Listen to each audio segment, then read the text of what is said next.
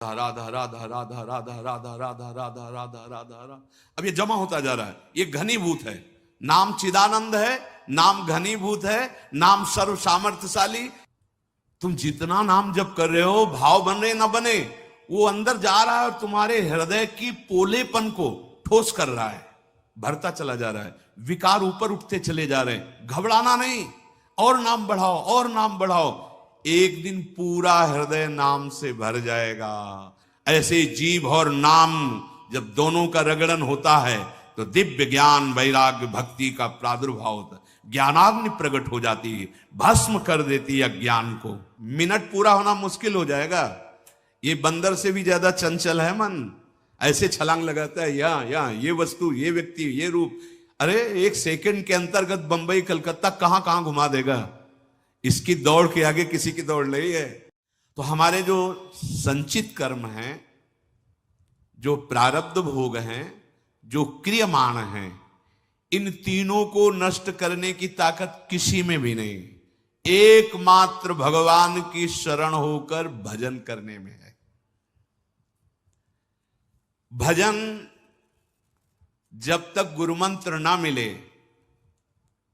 तब तक जो नाम तुम्हें प्रिय लगे शुरू कर दो, समय मत बर्बाद कर देना। देखो एक अनुभव की बात बताते हैं। जैसे हमारे हृदय में विकार भरे हुए हैं, अब हम इनको लाख निकालने की कोशिश करें तो ऐसे नहीं निकलेंगे। अगर उनसे बलवान कोई अंदर जाकर,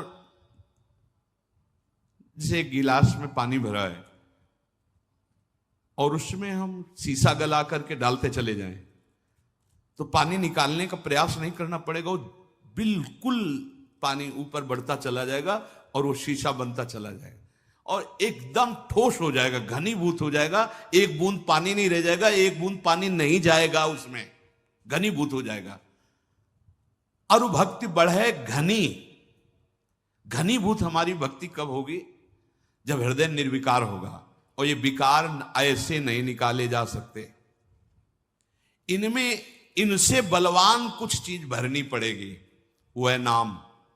जैसे हम राधा गया हृदय में, अब बड़ा है और इनमें बहुत सब बैठे, काम क्रोध लोभ मोह मद मत्सर, राधा राधा राधा राधा राधा राधा राधा राधा राधा राधा। अब ये जमा होता जा रहा है, ये घनीभूत है।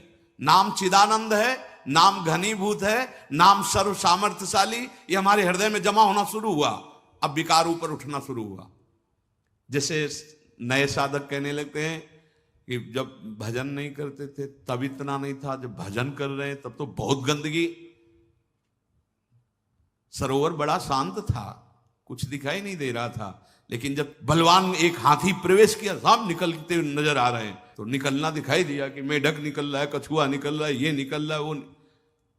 ऐसे ही नाम प्रवेश किया ना, राम कृष्ण हरि।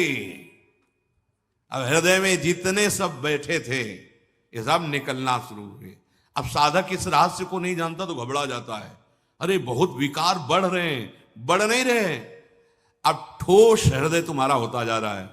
जहां पोलापन था, विकार जमा थे ना, जिसे तुम अभी तक नहीं निकाल पाए, अब नाम उनको निकाल रहा है।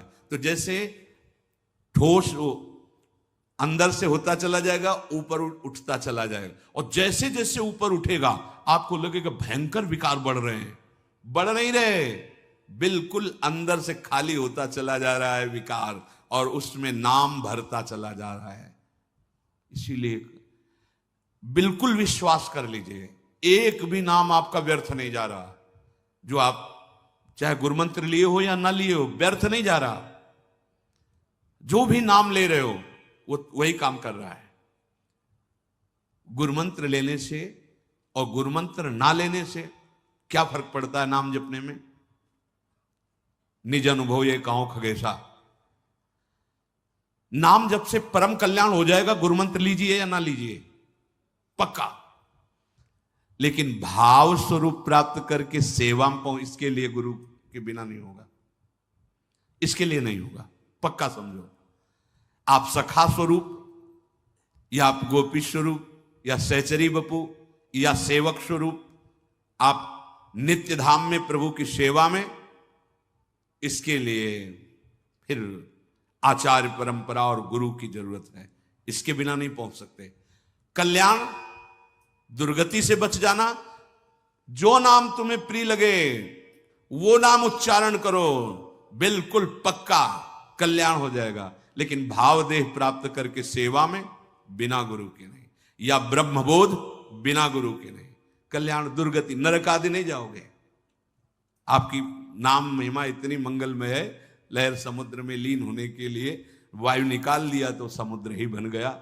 लेकिन प्रेमानंद अनुभव करने के लिए या ज्ञानानंद अनुभव करने के लिए, इसके लिए सदगुरु के बिना वो जीते जी जीवन मुक्त अवस्था है।